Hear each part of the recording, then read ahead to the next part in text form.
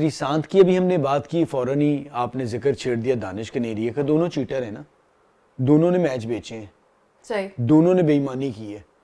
बेईमान आदमी की जो बात होती है ना, वो इसी तरह से चीजें करके अपने आप को कहीं ना कहीं दिखाना चाह रहा होता है। Hello and welcome to Lapara shot. मैं हूं सादिया साहब और मैं हूं फवाद मुस्तफा। और आज आपको पता है सादिया, मैच का क्या हुआ?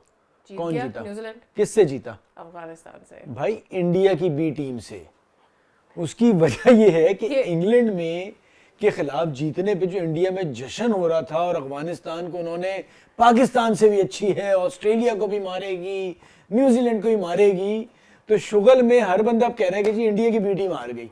कलर भी उनकी जर्सी का वैसा ही है। तो भाई इतना को मोहब्बतें, और अफगानिस्तान से जो जितने फॉर्मर क्रिकेटर्स को इंडिया के और एनालिस्ट जो बैठे हुए थे ना, जहाँ ले गए थे अफगानिस्तान को, यूं करके नीचे गए। भाई ऐसी टीम है ये, ठीक है, एक आध बार सरप्राइज हो जाता है, हो गया। अब अगर अगली टीम बहुत ही बुरा खेले अलग बात है, क्योंकि देखिए नजर आ रहा था जिस तरह से कैचेस वो छोड़ रहे थे, लग रहा था कि भाई 3 मैच 20 ओवर वाली के तो अगले 10 मैच हो गए, क्योंकि 50-50 ओवर के 3 मैच खेल लिए। समझदार टीम होगी ना। साउथ अफ्रीका कल वाले मैच में, अपने मैच में अगर पैनिक नहीं करती against Netherlands, they were doing good. कोई भी थोड़ी सी भी समझदारी से गेम खेलने वाली कोई भी टीम होगी, बड़ी तो टीम, वो बिल्कुल। कोई भी बड़ी टीम होगी तो वो इस तरह का अपसेट नहीं होने देगी। मैच क्लोज तो शायद हो जाए, लेकिन अपसेट नहीं होगा। आप इस तरह से जब टीमों से, नीचे के दर्जे की टीमों से हारते हैं, उसमें सिर्फ और सिर्फ आपको ये खौफ होता है हार ना जाए।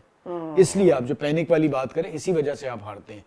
वो सुकून से थे, थोड़े आउट हुए, उसके बाद फिर कैचेस भी माशाल्लाह से अफगानिस्तान जितने छोड़ सकता था उन्होंने प्रेशर शिफ्ट किया बेसिकली। सादिया, फिटनेस का बड़ा इशू आता है, ठीक है। एक तो ये रेगुलर इतनी क्रिकेट एक साथ नहीं खेलते 50 ओवर की, T20 अब जब वो खेलते जा रहे हैं ना, तो प्रॉब्लम आएगी, क्योंकि आपकी भी फिटनेस के वैसी मसाइल हैं जैसे हमारी प्यारी टीम के हैं। तो उसी किस्म की सूरत हाल है। तो आज वही हुआ, ऐसे आसान कैचेस छोड़े हैं, लेकिन न्यूजीलैंड बगैर विलियमसन के इतना अच्छा कर रही है कि अब 2 फेवरेट्स हैं। केन विलियमसन ने तो खेला भी एक ही मैच, तो मुझे ऐसा लग रहा है कि वो उनके बगैर चल पड़े हैं और अच्छा ही कर रहे हैं उनके बगैर। दे ऑब्वियसली उनके आने से फर्क पड़ेगा, बट उनके जाने से दिल मैनेज वेल, ये वाला सीन हो गया उनका। नहीं देखिए, वो बात तो आप सही कह रही हैं, बट अब मुझे अभी तक जो 2 टीमें सही मायनों में नजर आ रही हैं, जिसने हर किस्म की टीमों के अगेंस्ट खेल लिया है 4 मैचों के बाद, इंडिया न्यूजीलैंड, 2 टीमें इस वक्त फेवरेट खड़ी हैं, जिन्होंने हर किस्म का इम्तिहान एक तरह से पास की है। आगे और मैचेस भी होने, लेकिन कम से कम टॉप 4 में जाने के लिए तैयार है। बिल्कुल इंडिया न्यूजीलैंड की बात अलग है कि न्यूजीलैंड तैयार है, और बाकी टीमें जो है ना, मुझे लग रहा है आपस में मुकाबले करेंगी। As far as Pakistan, Australia, South Africa, ये इन टीमों को देखना होगा। इंग्लैंड कि अगले मैचेस में आप किस तरह से परफॉर्म करते हैं, तो फिर ही डिसाइड हो पाएगा। बट वो जो वाइल्ड कार्ड एंट्री वाला जिक्र हो रहा है बार बार, do you think it's going to happen? ज्यादा लग रहा है, ऐसा नहीं हो रहा। और टर्निंग पॉइंट की तरफ जाते हैं और सुनते हैं कि आदिल क्या कहते हैं। न्यूजीलैंड वर्सेस अफगानिस्तान, और जो जिस तरह का मैच एक्सपेक्टेड था, जिस तरह की सोचा था कि हम लोग जो न्यूजीलैंड जीत जाएगा, उसी तरह हुआ। लेकिन आज मैच अफगानिस्तान आराम से जीत सकता था, मैच को चेंज कर सकता था, एक और अपसेट कर सकता था। क्यों कह रहा हूँ मैं ये वाली बात? अगर अफगानिस्तान थोड़ा अच्छा खेल लेता, बैटिंग अच्छी कर लेता, तो ये मैच जो है जीत भी सकता था। आज जो है टॉस ने बड़ा अहम किरदार अदा किया। अफगानिस्तान जो है टॉस हार गया, जिसकी वजह से न्यूजीलैंड ने पहले बैटिंग करी। वो भी रोक सकते थे। टर्निंग पॉइंट मैच का वही था जब 2-3 कैचेस छूटे। कैचेस जो है आज के टर्निंग पॉइंट था। अफगानिस्तान अगर कैचेस कर लेते, जिसमें टॉम लैथम के 2 कैचेस छूटे, अगर वो कैच हो जाते तो 270 से ऊपर स्कोर जाता ही नहीं, 250 से भी नीचे आउट हो जाते सारे, क्योंकि जिस तरह की विकेटें अर्ली ऑन गिर गई थी। आई थिंक फिलिप्स और जो टॉम लैथम के अगर कैचेस नहीं छूटते, तो ये मैच जो है 200 तक भी नहीं पहुंचता, और 200 रन बनाना अफगानिस्तान के लिए मुश्किल नहीं होता। हाँ, अगर पहले अफगानिस्तान बैटिंग करता और 250 तक के स्कोर कर देता या 200 भी कर देता, तो न्यूजीलैंड के लिए स्कोर करना मुश्किल हो जाता। जिस तरह की प्रेशर विकेट थी, जिस तरह की बॉलिंग हो रही थी, अगर हम लोग दूसरे इनिंग की बात करें, तो बहुत मुश्किल था अफगानिस्तान के लिए कमबैक करना। जिस तरह की उनकी विकेटें गिर गई, आई थिंक वही होता है अफगानिस्तान की टीम में। यही हम लोग देखते हैं कि जब 2-3 विकेटें गिर जाती हैं अर्ली ऑन, जब स्कोर करते हैं गुरबाज या रहमत जो है स्कोर कर रहे होते हैं, अगर वो आउट हो जाए तो मैच में जो है एक खासा मुश्किलात हो जाती हैं अफगानिस्तान को। आज हमने वही देखा। अगर ये स्कोर 200 तक होता या 220 तक होता, तो अफगानिस्तान के लिए मैच जीतना आसान हो जाता।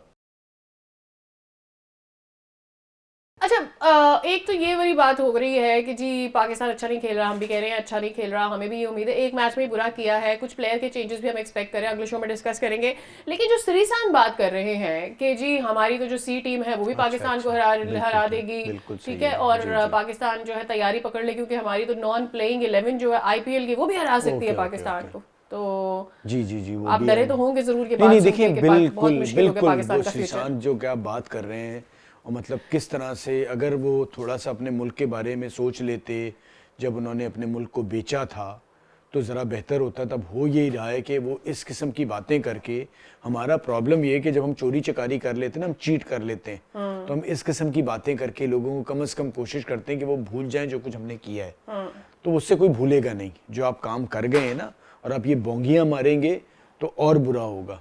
इससे बेहतर ये है कि आप अकल की कोई बात करें, अच्छा, जिसकी मुझे उम्मीद नहीं है आपसे। बहुत बहुत ज्यादा एक और अकलमंद भी है हमारे पास, दिनेश कनेरिया साहब भी, वो भी बड़ा कमेंट कर रहे हैं। अभी पास्ट रिसेंट में ही हैड बीन वेरी एक्टिव।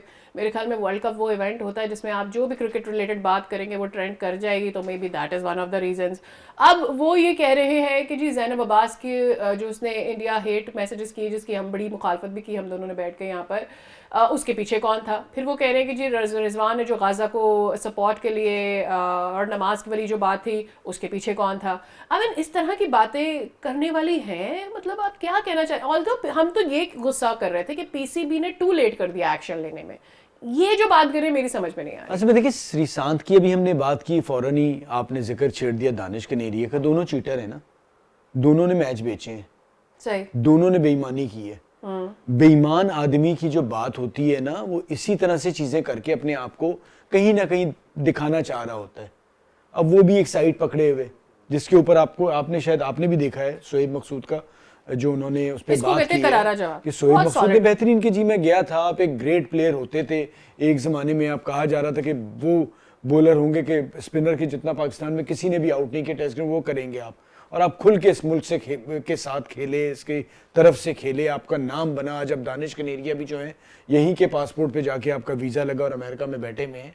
तो आप ठीक है, आप क्रिटिसाइज तो मैं और आप भी कर रहे हैं ना, क्या नहीं PCB को बोलते, क्या कुछ नहीं करते। ये बोला है कि आपको पाकिस्तान के नाम पे वीजा मिल गया, वरना आपको अमेरिका का वीजा भी कैसे मिलता? बिल्कुल नहीं मिलता ना, वो नहीं मिलता। और आप ये जो बातें कर रहे हैं, आपको ये तसव्वुर नहीं है कि आप मतलब इतने घटिया हो गए। पहले आप मैच फिक्सिंग के मामले पर डिनाई करते रहे कि जी मैंने नहीं की, फिर आपको सजा हो गई, सजा होने के बाद आप जाके बैठ गए एक इंटरव्यू पर, जिसके बाद में लोग जिसके बारे में एलिजिडली क्लेम करने लगे कि जी आपने पैसे देकर वो इंटरव्यू लिया है। फिर आप जाके अमेरिका में बैठ गए, अमेरिका से कोई आपका क्रिकेट रिलेटेड काम समझ में नहीं आ रहा था, अब आके आप अपनी ही टीम के अगेंस्ट, पाकिस्तान ने तो आपको कुछ नहीं ना नुकसान दिया अगर आपने मैच फिक्स किया था। इन्हीं के लिए बोर्ड के आगे मेरे साथ और कुछ जर्नलिस्ट हम सारे जलील हुए। हम जाके इसके कहने पे कहते थे कि नहीं ये गलत है, उसने नहीं किया, उनसे हम लड़े हैं।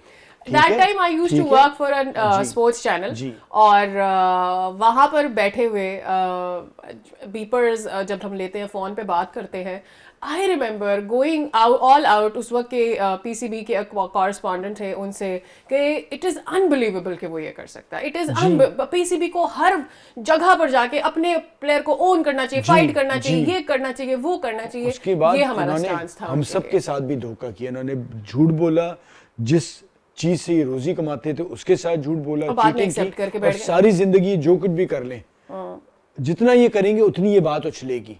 तो प्लीज अपने इस रवैये के बारे में सोचें। मुझे तो हैरानगी है कि PCB ने तो आपके अगेंस्ट कुछ इन अ वे, मतलब PCB ने तो आपका कोई नुकसान तो नहीं किया था ना, से हुआ इंग्लिश क्रिकेट बोर्ड से। एग्जैक्टली, आप उसके पीछे क्यों पड़े हुए हैं? व्हाई? जबरदस्ती सस्ती शोहरत, बस यही है। चलें जी, आज का प्रोग्राम हमारा, खुदा हाफिज़।